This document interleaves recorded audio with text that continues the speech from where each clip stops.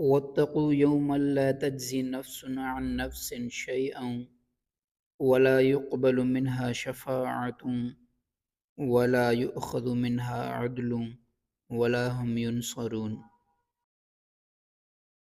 पोइ डिॼो उन ॾींहं खां जंहिं ॾींहुं को बि जीव कंहिं बि जीव खां कुझु बि टारे न सघंदो, यानी केर बि कंहिंखे ज़रे बराबरि बि कमु न ईंदो ऐं न ई मदद करे सघंदो।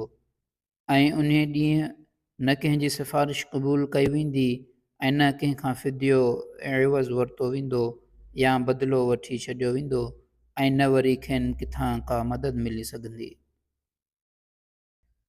وَإِذْ نَجَّيْنَاكُمْ مِنْ آلِ فِرْعَوْنَ يَسُومُونَكُمْ سُوءَ الْعَذَابِ يُذَبِّحُونَ أَبْنَاءَكُمْ وَيَسْتَحْيُونَ نِسَاءَكُمْ وَفِي ذَلِكُمْ بَلَاءٌ مِّن رَبِّكُمْ عَظِيمٌ।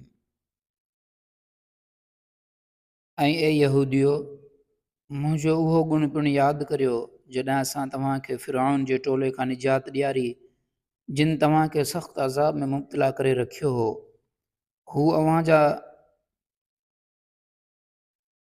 पुट कुहंदा हुआ ऐं अव्हां जूं न्याणियूं जीअरियूं छॾींदा हुआ, ऐं इन ॾुखो ईंदड़ हालत में अव्हां जे रब तरफ़ां अव्हां लाइ वॾी आज़माइश परख हुई।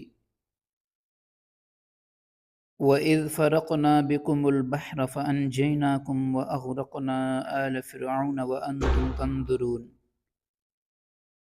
ऐं ए यहूदियो, उहो वक़्तु बि यादि करियो जॾहिं तव्हां मिस्र मां निकिता हुआ ऐं फिरआउन लश्कर समेत तव्हां जे पुठियां आयो हो, त असां अव्हां लाइ समुंड खे चीरियो ऐं अव्हां लाइ रस्तो ठाहियो ऐं अव्हां खे ॿुॾण खां बचायो ऐं तव्हां जे अॻियां फिरआउन जे माण्हुनि खे ॿोड़ियो ऐं इहो सभु अव्हां पंहिंजे अखियुनि सां ॾिसी रहिया हुआ।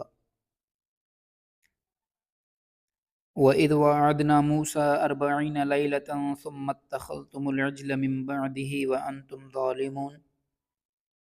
ऐं पिणु यादि करियो जॾहिं असां मूसा अलैहिस्सलाम खे 40 रातियुनि ऐं 40 ॾींहं जे वादे ते घुरायो त उन जे पुठियां तव्हां गाबे खे पंहिंजो मअबूद या ख़ुदा बणाए वेठो ऐं अव्हां वॾी ज़्यादती ऐं ज़ुल्म कंदड़ हुआ। ثُمَّ عَفَوْنَا عَنْكُمْ مِنْ بَعْدِ ذَلِكَ لَعَلَّكُمْ تَشْكُرُونَ। उन खां पोइ बि असां अव्हां खे मुआफ़ कयो त मन अव्हां शुक्रगुज़ार थियो।